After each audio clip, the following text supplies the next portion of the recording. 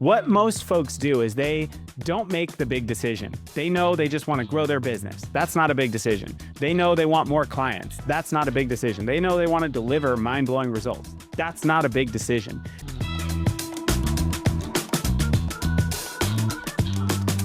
Welcome to the Getting the Deal Done podcast. This is John Martinka, and my special guest today is Apollo Emeka.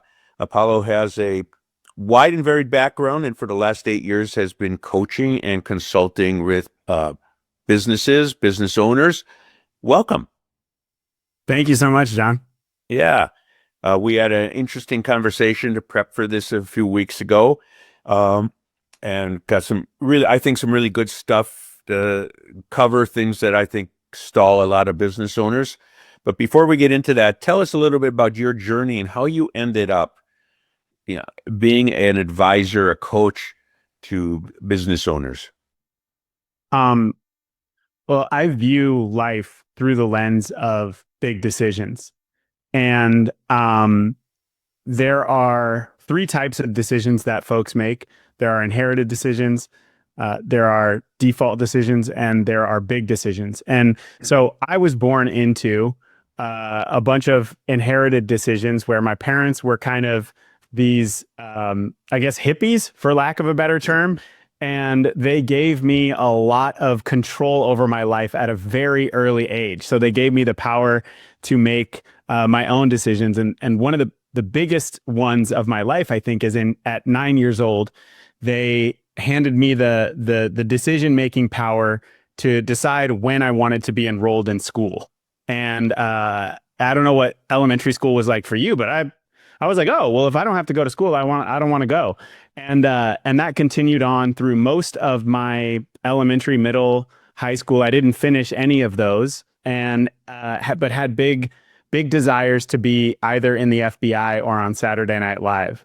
And so those were two big aspirations that I had, and I didn't have the discipline or the pedigree to get there. And so I had to chart my own path, and ended up getting my GED, going straight into the military, and then was able to, by the time I was 25, make it into the FBI.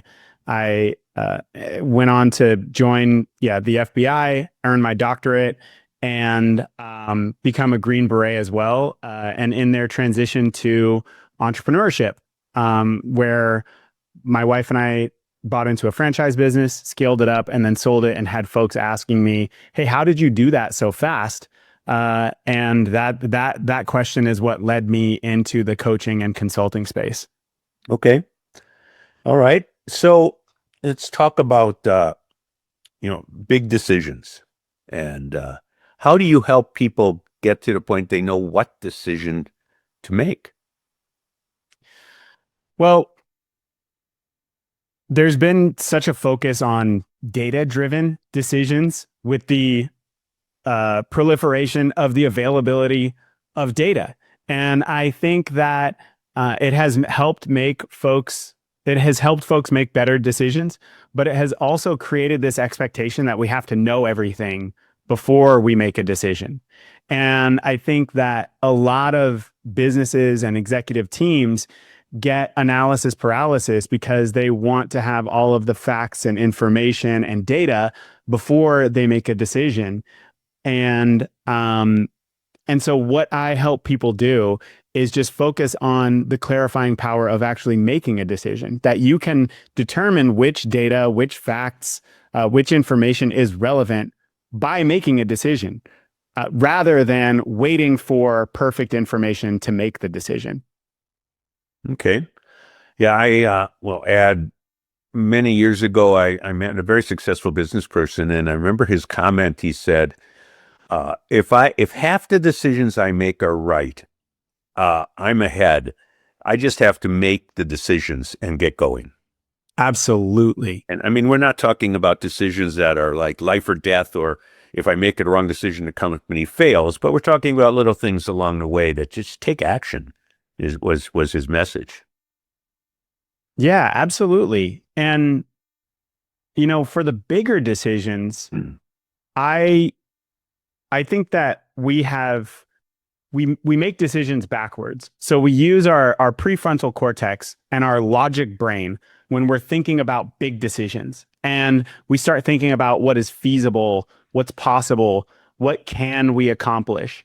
And so we're hedging ourselves oftentimes and overcomplicating things by applying so much rationality to big decisions.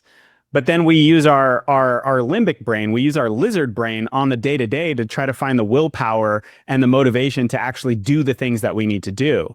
And so, what I encourage executives and teams to do is to flip that and say, "Hey, let's use our lizard brain to make a big decision. Let's find a big decision in the distant future that is really going to light you up. That's going to make you want to get out of bed every morning and come into the office and do the hard things, have the hard conversations, and take action that is going to be necessary." So crafting a big decision that is exciting, that is fulfilling, is what I focus on. And then we flip it and we say, okay, yeah, that's it. That's a 10 out of 10 on the fulfillment scale for me. If we can accomplish this, if we can make this decision a reality, I am going to be over the moon excited. And then we flip it and we say, okay, now let's engage our prefrontal cortex and say, all right, what are the things that absolutely have to happen in order to make this big, exciting decision real? And I've found that in flipping it that way, it's much easier. The kind of path forward becomes much more obvious for executives and teams. That's interesting because as you say that, I'm thinking I get really excited if we're thinking, when I say we's, my daughter works with me. Oh, cool. We're talking about some kind of marketing idea or things, and get very excited and emotional, and say, we got to get on this, and then if I'm understanding you right, I'm the opposite of most people on that, because then I sit down and say, okay, what do we have to do step by step by step? And you're saying most people, I got to have all the data to make that decision. Do we want to do this? And so, Well, I use a fulfillment scale or a happiness scale with people. So when they have a goal, I say, all right, let's take your goal of this marketing initiative. And let's say that you wake up and your marketing initiative is done. You did it, you carried it out, and it's done.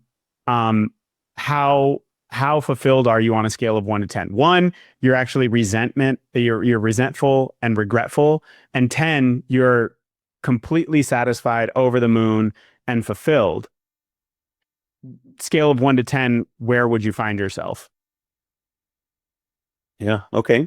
So in that instance, let's say, let's take that for instance. Like, just toss out a number. If you're thinking about a marketing initiative like that, how excited would you be, or how fulfilled would you be, scale of 1 to 10, if and when it's completed? I'd be realizing nothing is perfect. I'll say a 9, because it can always have a little room to tweak improvement and as you go along. We learn, and we all learn that as we do things, that maybe the first idea was good, but someone asks us a question about it and we realize, okay, I can veer this way or that way and it's better. So I'll say Absolutely. Okay. So 9, that's pretty high. So let's say that we got there and you carried out the marketing initiative, and I'm checking back in with you and I say, "Hey, John, you did it. You carried out that marketing initiative. How do you feel?" And let's say that you report back to me that you are feeling like a 2 or a 3. And so you're not feeling the way that you intended. What might be some things that caused you to feel a 2 or a 3? it would probably be,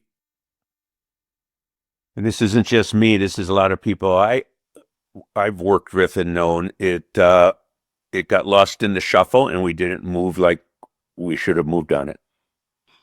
So it was a speed thing. Like, it didn't play out speed wise as fast Or as you other would things, have wanted. distractions, other priorities, uh, not having it be the focus. It's just like when I've written my books, I've put in my calendar an hour and a half at different times during the week, and that's think I don't have email, I don't have phone. I would write. Mm. And if you do that on other decisions, like put it in the calendar. But if you don't do that, and all of a sudden the phone rings and you take the call, and the next thing you know, an hour's gone by, and you've got a meeting with someone, and you never got to that. It just gets pushed, pushed, pushed. Yeah, So that's what absolutely. caused me to say I was disappointed. Let's say that you got all the time on your calendar and you Yeah. blocked it out and you actually completed it. You did it and you were still at a 2 or a 3. Can you imagine a reason why you might be that low? Probably the next thing would be didn't get it out to the people we would want to market to as we should have. Awesome. Yeah, awesome. So these are the threads that I pull on with folks. And so we can say, okay, so yeah, if we did this, I'd be a 10. All right, well, let's think about the universe where you're not a 10. All right, I'm not a 10 if it drags on too long and it doesn't get executed with the level of care that we would want, right? That's one thing.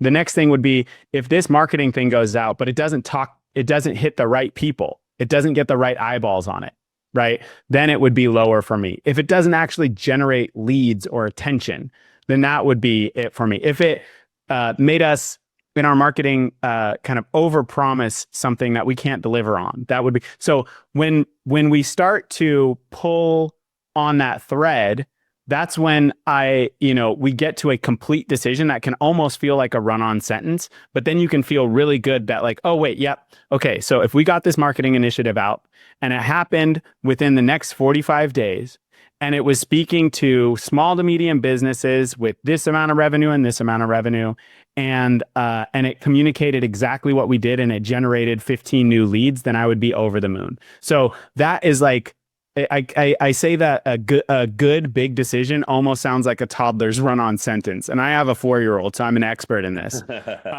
But then once you have that, all those criteria kind of baked into your big decision, then we say, all right, well, yeah, that sounds awesome. It sounds exciting. Now, what are the things that absolutely have to happen in order to do that? So this is where we can say, oh, well, we have to know who is our target market. We have to know exactly what it is that's going to make them pick up the phone and call us. We have to time block, like you said, the actual and dedicate the time to doing the things. So that's the way that I kind of help without, again, we're not using data in this at that big decision level. You're like, hey, I'd be disappointed if we didn't execute it well and on time. I'd be disappointed if it didn't go to the right people. So most of these things people don't actually say out loud. And so then they just get into just general marketing activities and they get into well, we can do this or we could do this or maybe we should do that.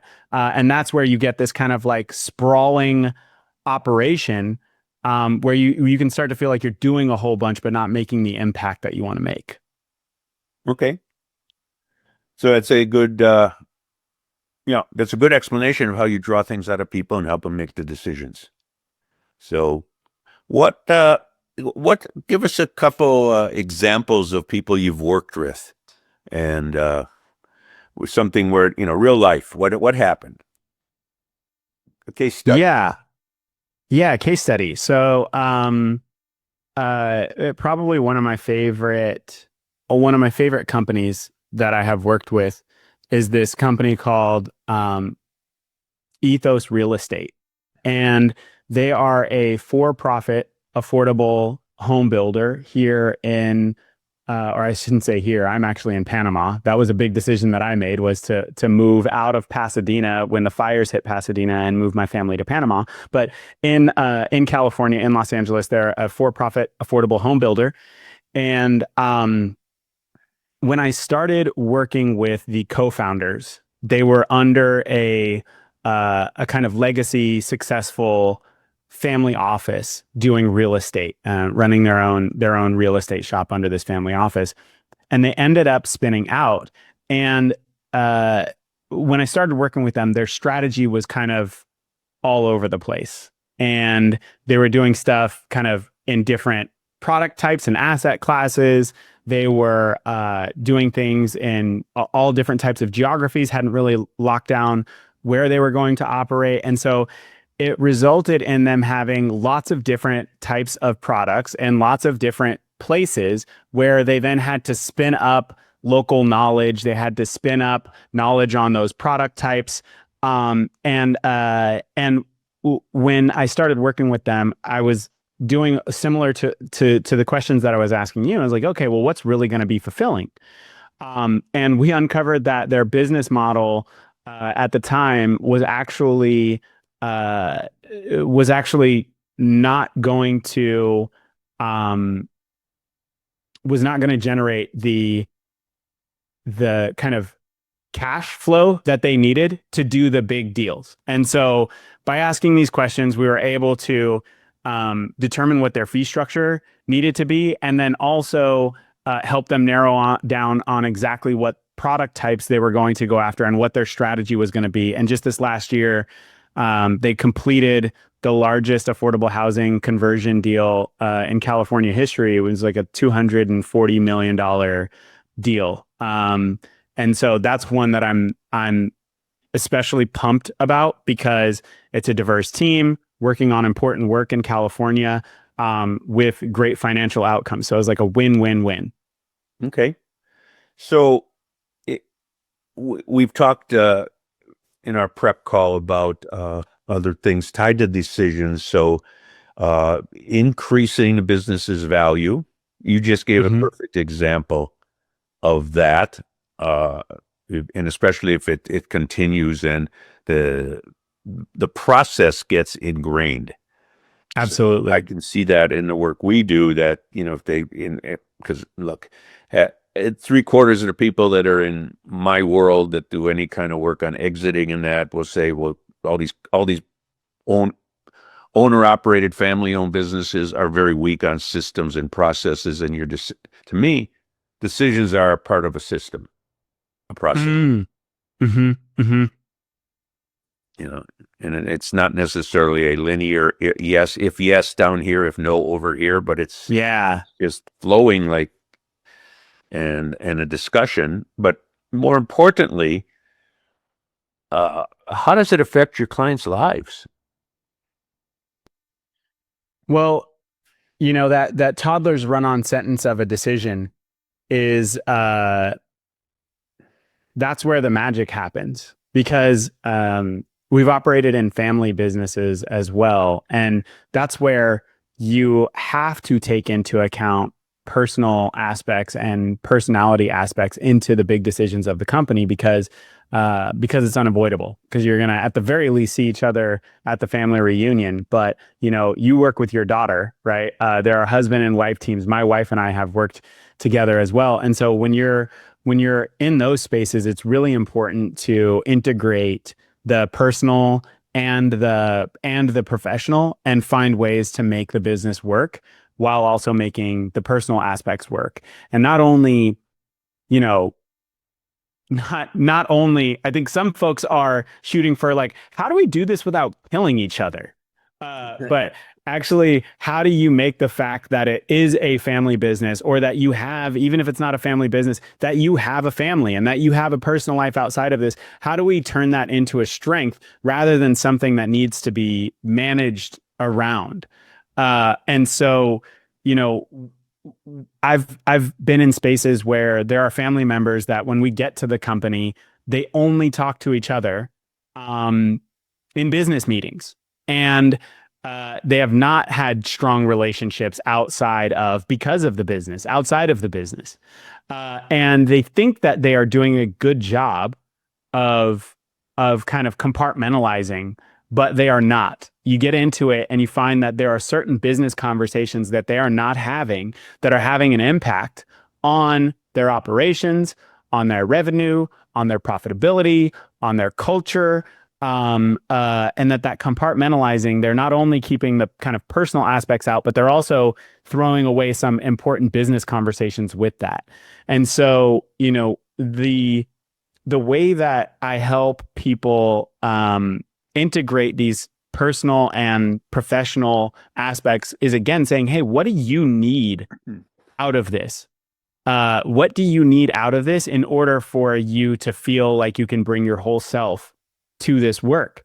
And the most complex dynamics are the family dynamics. But even asking that person that of a person who is not in business with family members, it's not something that people typically ask of themselves and try to solve for. They're like, I have my family life, and my personal obligations, and I have my business life. And when we integrate those things and we make that run-on sentence saying, yes, I want to generate X amount of revenue and X amount of profitability while working fewer hours, taking my kid to every baseball game. And, when we put all of these things together, then again, the path and the milestones and the activities that you have to do in order to satisfy all those criteria, they just jump out at you. And so it's deeply fulfilling for people when we are able to make big decisions that integrate their whole selves. And so they end up working more efficiently and effectively in ways that are energizing rather than draining, and in ways that support their whole selves. So their family life, whether they've got family in the business or not. Okay.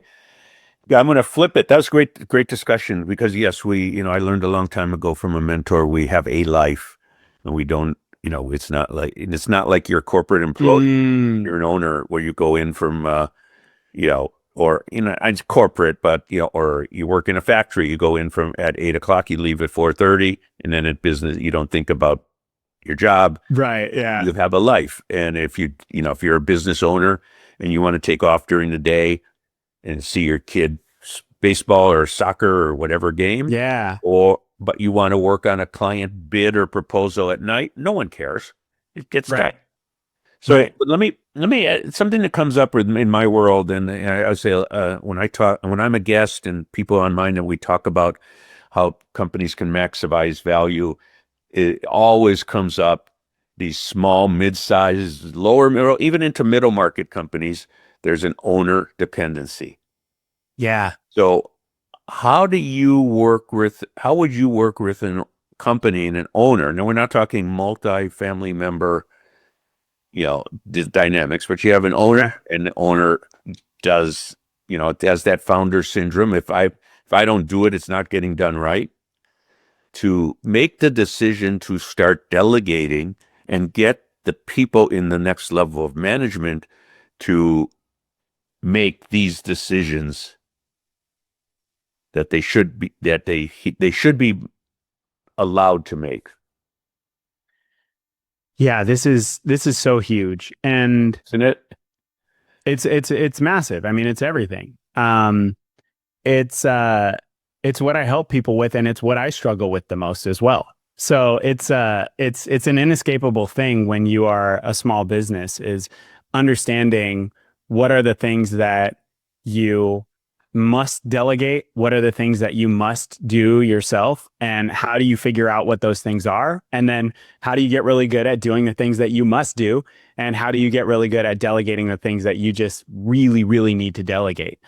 And I think that going back to big decisions, it starts with big decisions. I think it's really hard to delegate effectively to people if they don't understand the distant point on the horizon that you are trying to get to. If they don't understand the kind of values or principles or business dynamics that they must maintain in getting there, it's really hard to delegate. And conversely, when that stuff is really clear, people are, when they see it, they can be motivated by that point on the horizon, but they can also activate their own critical thinking skills in and problem solving in getting tasks done. So I think that the first thing is, it needs to be really clear. The big decision: where is your company going? What is it that you want to accomplish? What values or principles are you absolutely not willing to compromise on? And in what ways do you want to define your success? That's got to be incredibly clear. And if it is, then people are going to naturally start to pull things off of your plate. What most folks do is they don't make the big decision. They know they just want to grow their business. That's not a big decision. They know they want more clients. That's not a big decision. They know they want to deliver mind-blowing results. That's not a big decision. And so what they end up doing is they say, well, I've got this proposal that needs to be written. I'm going to give them a chance to write this proposal. Here, write this proposal. And without that context of where are we going, how are we, what's important in that journey, then you're highly likely to get results that are underwhelming, which will then confirm that your people aren't ready. You think, oh man, my people just aren't ready. They don't get it. They don't get how to write a proposal. So now I got to go and I got to spend all this time and I got to hold their hand and I got to sit with them and I got to show them how to do it. And I've shown them 3 times now and they still don't get it. But it's because the reason why you get it, it might be technical skill and experience in writing proposals, but the chances are you get it because you get where you're going. So if you don't make it transparent as to where you're going, then you're going to struggle to and delegate individual tasks without context. And people are going to try their best to execute on those tasks, but without the proper context, it's always going to fall short. So I believe that it is about, making the big decision and involving people in that. Like, hey, do you get this? Tell me the big decision back to me. How do you get it? What do you think is going to be important in terms of getting there? How do you feel like you're best positioned as a member of this team to help? What do you feel like are certain aspects that you don't know about as much in getting to this big decision that you maybe either want to not do or you need some more training and exposure on, right? So when you paint this picture and you make this decision and you involve people in that story, then delegation again becomes a matter of people will just start to do things on their own and say, hey, I know we need to do this because I see where we're going. I took a shot at it. How does this look? Versus keeping them in the dark. And there's a book, I can't remember what it is, but it was talking about the model of genius with 1,000 helpers. And that's what a lot of small businesses tend to be, is the genius with 1,000 helpers. I'm the one with all the knowledge. I'm the one with the skills and experience. And I just got to task people out who are going to do a substandard job. And we need to flip that.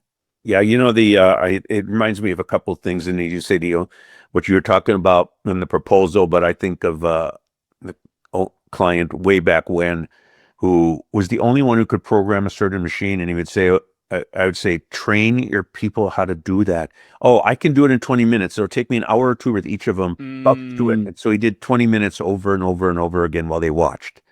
And I have another client who done multiple projects for over the years. And one of them, he said, we're not making enough money. And the quick version is, after meeting with a lot of people in the company, everything had to go across his desk. And it piled up, especially when he traveled. Got him to delegate, and the ramifications were profits quintupled, and his people were then complaining, you're delegating so much to me, I'm too busy. And I said, teach them how to delegate to under them. Boom. There you go. It's a pyramid scheme. It is, isn't it? So final thought, Apollo, any final thoughts, anything we haven't talked about you'd like to get out? Yeah, I've talked a lot about big decisions, which can feel kind of abstract.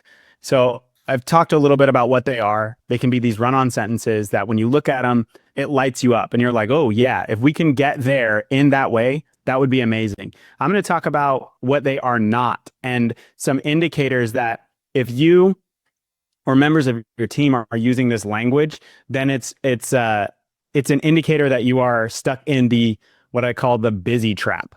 And there are 3 words: can, should, and could.